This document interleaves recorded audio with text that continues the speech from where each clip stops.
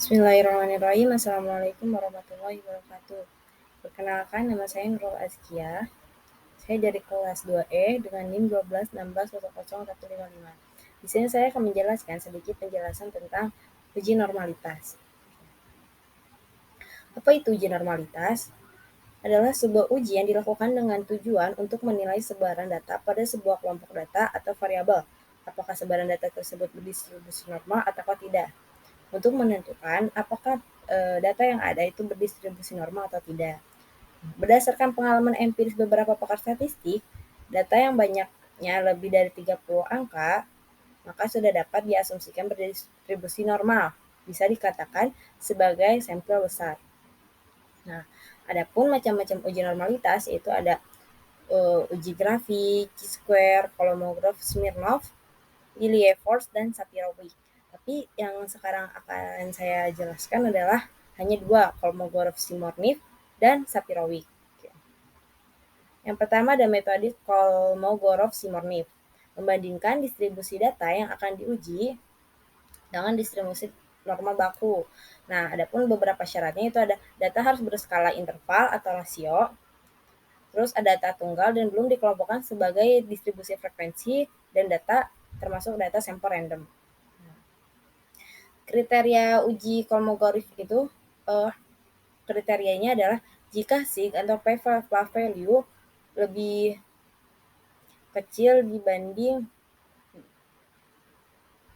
alpha, maka data tidak berdistribusi maka bisa dikatakan bahwa data itu tidak berdistribusi normal. Jika signifikan atau p value lebih besar sama dengan alpha, maka data berdistribusi dengan normal. Nah, yang selanjutnya ada metode Sapir-Whorf. Metode ini adalah metode uji normalitas yang efektif dan valid digunakan untuk sampel berjumlah kecil, menggunakan data dasar yang belum diolah dalam tabel distribusi frekuensi. Ada juga yang mengatakan kalau datanya kurang dari 30, maka menggunakan data Sapir-Whorf, sedangkan untuk yang lebih dari 30 ke atas, maka menggunakan Kolmogorov-Smirnov. Untuk syarat-syaratnya sendiri, metode Sapir-Whorf itu hampir mirip dengan Kolmogorov-Smirnov, yaitu data berskala interval dan rasio, data tunggal yang belum dikelompokkan pada tabel, distribusi frekuensi, dan data dari sampel random.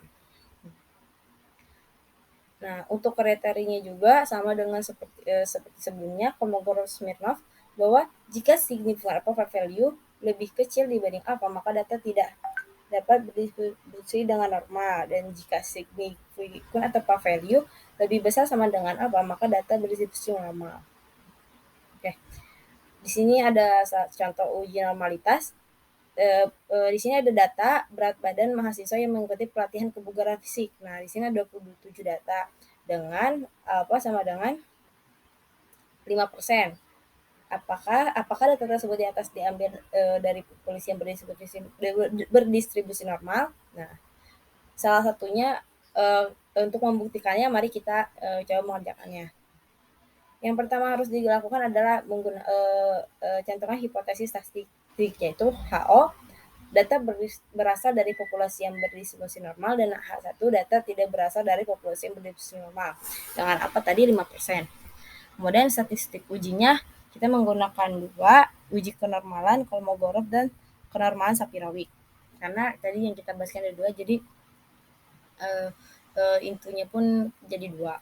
Terus ada kriteria uji, kriterianya saya tulis sekali karena sama gitu. Next, nah di sini, nah kita kan menggunakan aplikasi SPSS. Nah, untuk pertama-tama itu kita harus masuk kepada variable view. Nah, di sini tuh nanti ada diisi nama dan data-data yang ada di sini. Nanti ini di sini bisa diisi dengan berat. Kemudian di sini juga desimalnya kita jadikan 0. Kemudian di sini ya diganti juga. Nah, kemudian habis variabelnya diisi, kita pindah ke datanya, data view. Nah, data view ini yang tadi data-data yang sebelumnya, data-data yang sebelumnya ini kita masukkan ke data view. Nah, setelah dimasukkan ke data view, nah kita bisa ngambil ke analisis dan ngambil statistik deskriptif. Nah, di sini nanti ada tulisan explore. Kita bisa klik explore itu, maka akan muncul seperti ini. Pertama, Nah, habis itu kita klik yang panah di yang paling pertama, kemudian pindahkan ke sini. Nah, habis itu yang ini kita ke sini dan nanti ada kata plot. Nah, kata plot ini kita contreng, kata plot ini kita klik, kemudian akan nanti ada muncul seperti ini, maka kita contreng yang normal. Nah, habis itu kita klik continue dan klik akan layar akan seperti kayak gini. Habis itu kita klik OK. Nah, habis OK maka muncullah seperti ini. Nah, di sini nanti ada test of normalitas. Nah, di sini ada Kolmogorov dan ada Sapir-Whorf. Nah, yang kita baca itu yang signif yang ini. Nah, apabila seperti ini, maka ini bisa dibaca 0, signifikan untuk Kolmogorov sendiri adalah 0,157.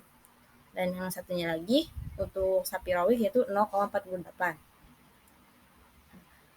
Oke, nah setelah kita mengetahui uji normalitasnya, maka kita masukkan ke data yang tadi, hipotesis yang pertama, hipotesis statistik. Nah, tadi kan yang statistik uji belum kita isi, maka diisi. Uji kenormalan Kolmogorov itu segini, dan untuk Sapir-Whorf itu segini, 0,5157 dan 0,48. Nah, untuk kriteria uji sendiri, maka signifikan value-nya kan ini yang Kolmogorov dulu, maka 0,157 lebih kecil daripada 0,05 atau apakah value 0,157 lebih besar sama dengan 0,05. Maka dan di sini juga untuk Sapir-Whorf bisa dikatakan H0 ditolak jika signifikan atau value lebih besar daripada alfa 0,048 lebih kecil dibanding 0,05 atau 0,048 lebih besar sama dengan 0,05. Maka bisa dilihat yang ditanda merah, maka bisa dikatakan bahwa tadi sebelumnya disebutkan kan kalau value-nya lebih besar sama dengan A, maka HO bisa diterima. Nah, maka bisa dikatakan dengan kesimpulan data berasal dari populasi yang berdistribusi dengan normal dengan taraf nyata yaitu 5%. Oke, mungkin sekian penjelasan dari saya. Mohon maaf apabila banyak kesalahan dan kekurangan. Masih banyak yang harus diperbaiki dari penjelasan ini. Sekian, terima kasih. Syukron. Wassalamualaikum warahmatullahi wabarakatuh.